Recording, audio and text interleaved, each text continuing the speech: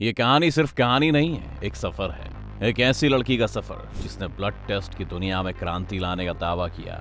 एक तेज तर्रार 19 साल की लड़की की जो अपनी पढ़ाई बीच में ही छोड़कर पहुंच गई सिलिकॉन वैली में अपने सपनों की नींव रखने। एक ऐसा सपना जिसकी पूरी नींव ही फ्रॉड पर टिकी थी, लेकिन जब ये विजन धरातल पर उतरा तो एक एक करके सारे भ्रम टूटते गए और पता चला कि ये पूरा आविष्कार ही एक मजाक था जिसने जाने माने इन्वेस्टर्स को भी अपनी चपेट में ले लिया।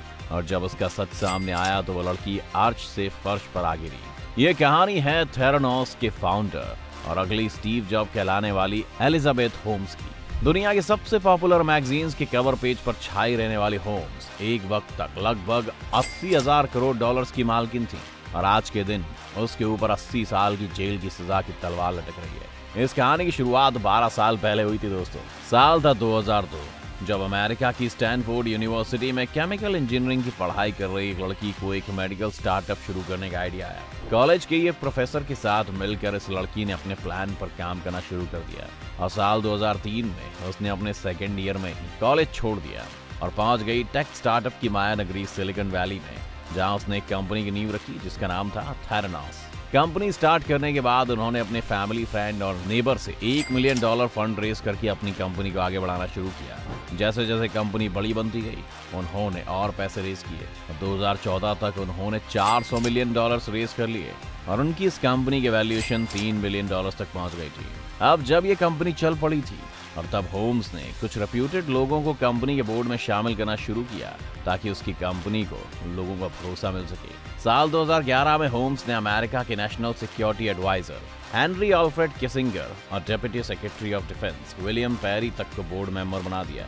इसके अलावा कई और दूसरे देशों की हस्तियों को भी इस बोर्ड में जगह दी गई। दिलचस्प बात ये थी कि ये स्टार्टअप मेडिसिन फील्ड में क्रांति लाने के लिए बनाया गया था, लेकिन उसके बोर्ड मेंबर्स को मेडिसिन का कोई एक्सपीरियंस नहीं था। इस तरह जब थेरानोस कंपनी के पास एक मजबूत फंड और पावरफुल बोर्ड मेंबर इकट्ठा हो गया, तब इसके 7 साल बाद साल 2006 में मार्केट में थेरानोस का एक प्रोटोटाइप लाया गया। असल में एक स्मॉल मोबाइल लेबोरेटरी थी जिसका नाम रखा गया था एडिसन। इस डिवाइस में ब्लड टेस्ट करने के लिए उन्होंने नैनो ट्यूब की तरह एक छोटा सा कंटेनर बनाया जो आपके खून की एक बूंद का इस्तेमाल करके इस मशीन में रिजल्ट देता था। कंपनी ने दावा किया था कि डिवाइस खून की एक बूंद से सिर्फ 4 घंटों में 200 तरह के टेस्ट कर सकती है और फ्यूचर में इन टेस्ट की संख्या को बढ़ाकर ये कंपनी 1000 टेस्ट तक ले जाएगी। असल में उनका ओरिजिनल प्रोडक्ट एक सेंसर था जो आपकी बॉडी पर एक पेज जैसा लगेगा और आपकी बॉडी की रीडिंग लेगा और रियल टाइम में आपको दवाइयां बताएगा।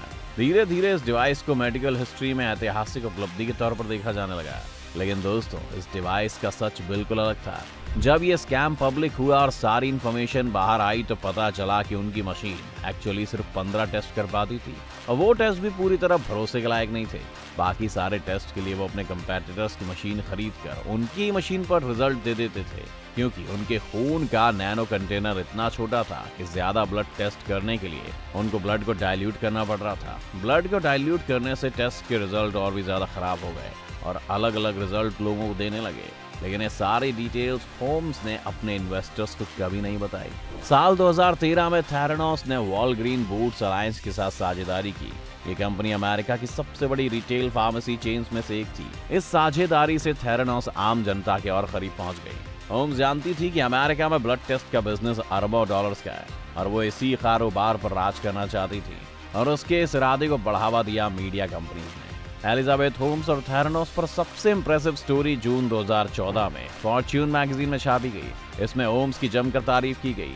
आर्टिकल लिखने वाले रॉजर पैरलॉफ ने होम्स की कई बातों को जांच किए बिना ही अपने आर्टिकल में छाप दिया और बाद में जब होम्स की सच्चाई बाहर आई तब रॉजर ने एक दूसरा आर्टिकल लिखा था जिसका टाइटल था हाउ थेरानोस मिसलेड मी। जून 2014 के सजावटी आर्टिकल के बाद एलिजाबेथ अमेरिका का पॉपुलर चेहरा बन गई। अब हर न्यूज एजेंसी एलिजाबेथ होम्स का इंटरव्यू लेना चाहती थी। लगभग हर बड़े अमेरिकी अखबार और मैगजीन होम्स को इनक्रेडिबल साबित करने में जुट गए। फॉक्स ने एलिजाबेथ को अमेरिका की सबसे अमीर सेल्फ मेड महिला घोषित कर दिया। टाइम मैगजीन ने होम्स को सबसे प्रभावशाली लोगों की लिस्ट में जगह दी। न्यूयॉर्क ने यहाँ तक लिखा कि होम्स में स्टीव जॉब्स की झलक दिखती है, लेकिन किसी ने भी होम्स के दावों पर सवाल नहीं किए। लेकिन दिसंबर 2021 से होम्स के बुरे दिन शुरू हो गए क्योंकि उसके दावों पर सवाल उठने लगे थे। इस टाइम पर वॉशिंगटन पोस्ट में एक रिपोर्ट छपी जिसने होम्स मामले में मीडिया की कवरेज को लेकर कई सवाल उठाए। जब एलिजाबेथ होम्स पॉपुलैरिटी की एपिटोम पर बैठकर पूरी दुनिया को चिढ़ा रही थी, तब वॉशिंगटन पोस्ट थेरानोस की सच्चाई खोजने में जुटा हुआ था। इस अखबार के एक जर्नलिस्ट जॉन कैरेरू ने कुछ टिप्स और पुराने आर्टिकल्स के बेसिस पर अपनी पड़ताल शुरू की तो पता चला कि थेरानोस की टेक्नोलॉजी और उसके काम करने के तरीकों की कोई ऑफिशियल जानकारी मौजूद नहीं थी। जॉन के हाथ एक बड़ी स्टोरी तब लगी जब थेरानोस के कई पुराने एम्प्लॉइज ने उनसे कांटेक्ट किया और अंदर की पूरी सच्चाई बताई। अक्टूबर 2015 में जॉन कैनेरू ने पहली स्टोरी पब्लिश की, जिसने पूरे अमेरिका में तहलका मचा दिया। धीरे धीरे थेरानोस के राज खुलने लगे, जैसे कि कंपनी जिस डिवाइस एडिसन पर टेस्ट करती थी उसे FBI से अप्रूवल नहीं मिला था। थेरानोस की मशीन गिनती के टेस्ट को छोड़कर कुछ नहीं कर पाती थी। अधिकतर लोगों के टेस्ट रिपोर्ट के रिजल्ट के बाद गलत साबित हुए। जब इनके प्रोडक्ट्स को फार्मेसी में डाला गया तो इनके रिजल्ट्स इतने ऑफ थे कि वो डॉक्टर की डिसीजन मेकिंग को भी अफेक्ट करने लगे।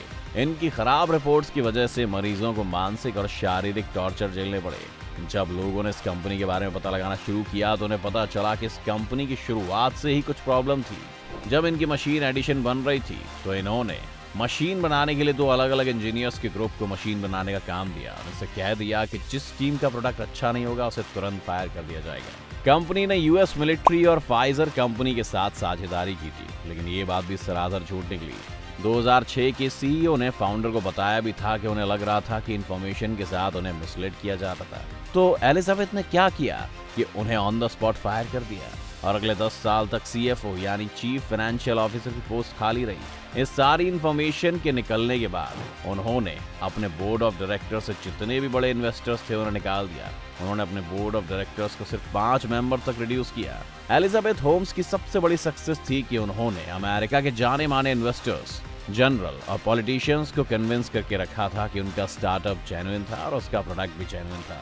किसी स्टार्टअप पर पैसा लगाने से पहले इन्वेस्टर्स जितने भी फैक्टर्स देखते हैं, बाहर से थेरानोस के पास वो सारी बातें थी। सिर्फ एक चीज जो इस कंपनी और इन्वेस्टर्स के पास नहीं थी और वो थी कंपनी के फाउंडर की इंटेग्रिटी। इन सारे खुलासों के बाद थेरानोस की क्रेडिबिलिटी कम होती चली गई। इन्वेस्टर्स ने भी हाथ खींच लिए और कंपनी के पार्टनर ने कॉन्ट्रैक्ट तोड़ दिए और थेरानोस को ब्लड टेस्टिंग से रोक दिया गया। मार्च 2018 में US security and exchange commission ने होम्स के साथ ही रमेश बलवानी के खिलाफ भी केस फाइल किया। रमेश बलवानी 2009 में थेरानोस का चीफ ऑपरेटिंग ऑफिसर बना। जिन इन्वेस्टर्स के पैसे अचानक से डूब गए, उन्होंने भी कंपनी के खिलाफ मुकदमा दर्ज करा दिया। एलिजाबेथ होम्स के खिलाफ सितंबर 2021 में मुकदमा शुरू हुआ और उसके खिलाफ 11 आरोप लगाए गए थे। उसने इन आरोपों में दोष स्वीकार नहीं किया। दरअसल 3 जनवरी 2022 को मरीजों को धोखाधड़ी देने के 3 आरोपों में होम्स को बरी कर दिया गया।